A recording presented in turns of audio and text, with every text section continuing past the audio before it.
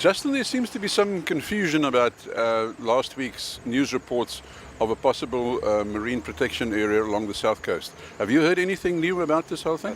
Yeah. I mean, we were caught very much on a blind side on this one because as the tourism body for the entire south coast, we, amongst even officials from our local municipalities and other stakeholders, weren't invited to this particular gathering. So that shocked us immensely. So to be proactive, we felt that it was important to get some sort of feedback, which we have done from some of the stakeholders who would be directly affected by this.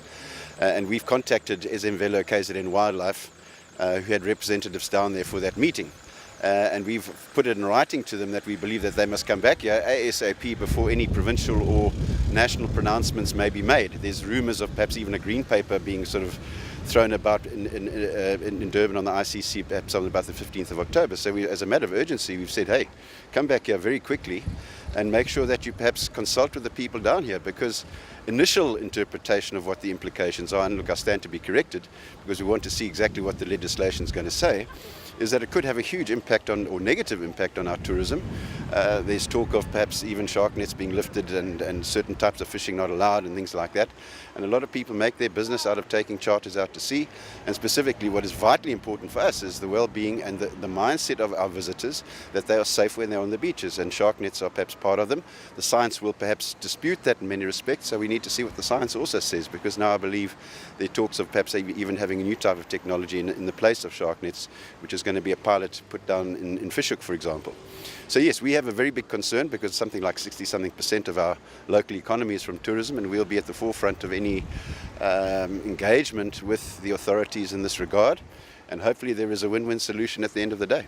We have asked for a comment which we hope to get this week, but is it safe to say that before such a meeting that you've talked about now, where everybody is involved, that nothing will happen before then?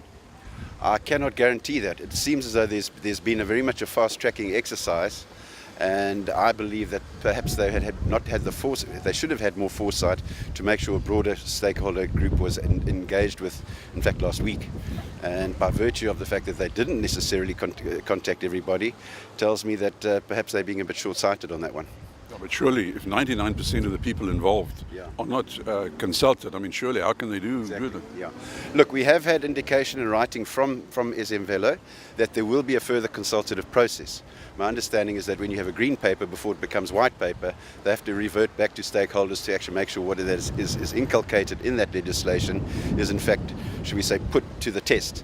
And we've besides asking them to come back here ASAP, we will make damn sure that if it goes beyond green paper towards white paper, the people on the south coast, particularly the tour operators that in fact derive income off the ocean, are part and parcel of that.